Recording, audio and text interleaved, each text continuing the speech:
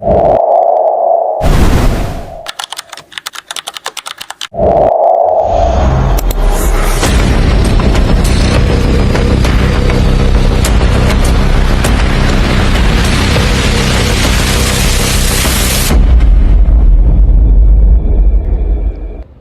jempol, 1 detik, 1 unggahan. Dan kalimat itu bisa dibaca ribuan orang dalam hitungan. Itulah kekuatan media sosial hari ini. Ruang paling bebas untuk kita berbicara, tapi juga paling gampang untuk bikin orang terluka.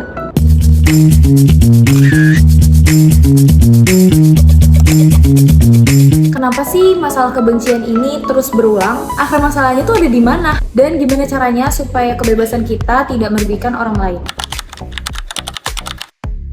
Kenapa ujaran kasar, hoaks, atau cyberbullying sering terjadi di media sosial? Pertama, anonimitas semu. Banyak yang bersembunyi di balik akun anonim karena beranggapan tidak akan ada orang yang mengenalinya. Kedua, berburu validasi. Semakin jahat komentarnya, semakin viral dan juga likes dan reaksinya semakin banyak. Sayangnya algoritma kita juga mendukung konten-konten yang Ketiga, impulsif. Kita sering banget mengetik lebih cepat dibandingkan berpikir. Asal ketik pas lagi emosi.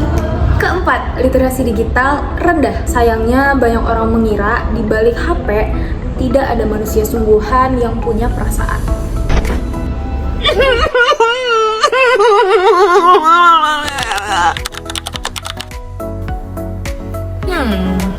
Kalau kita bedah dari filsafat komunikasi psikologi, sebut ini online disinhibition effect, yaitu jarak di dunia maya bikin rem sosial kita gampang blong dibandingkan saat ketemu tatap muka.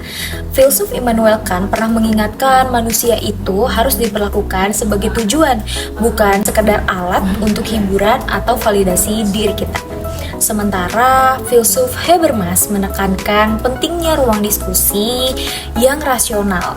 Masalahnya ruang digital kita sekarang sering didesain buat memicu reaksi emosional, bukan dialog yang sehat. Contoh nyatanya ada di kasus konten creator Resbob. Akhir tahun 2025 lalu saat live streaming dia mengeluarkan pernyataan yang merendahkan suku Sunda dan supporter Persib.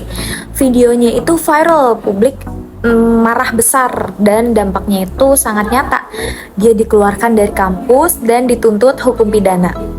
Nah, satu ucapan spontan tapi dampaknya permanen kan? Terus gimana caranya berekspresi tanpa melukai? Nah, ada 3 saringan sederhana sebelum kita tekan tombol send atau pause. Yang pertama, tanya ke diri sendiri, apakah info ini benar? Apakah perlu dibagikan? Dan apakah disampaikannya dengan cara yang baik? Kalau ada satu jawabannya enggak, mending kedua deh, pakai empati. Bayangin, kalau kita di posisi orang tersebut, sedih gak sih baca komentar seperti itu? Coba cek dulu faktanya. Menyebarkan berita bohong itu sama tidak etisnya dengan membuatnya.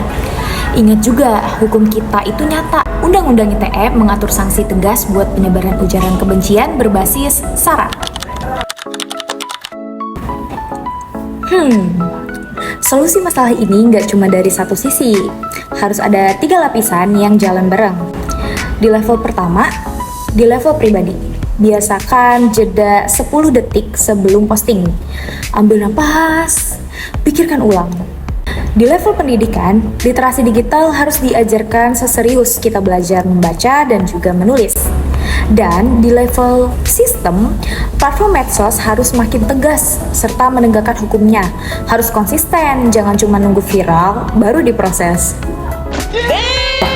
Kebebasan berekspresi dan etika itu bukan 2 hal yang berseberangan. Keduanya justru harus jalan bergandengan. Ingat, di balik layar yang dingin selalu ada manusia sungguhan. Seperti kamu. Nama saya Syarah, terima kasih sudah menonton videonya. Semoga kita bisa menjadi pribadi yang lebih baik dan bijak di ruang digital. Sampai jumpa.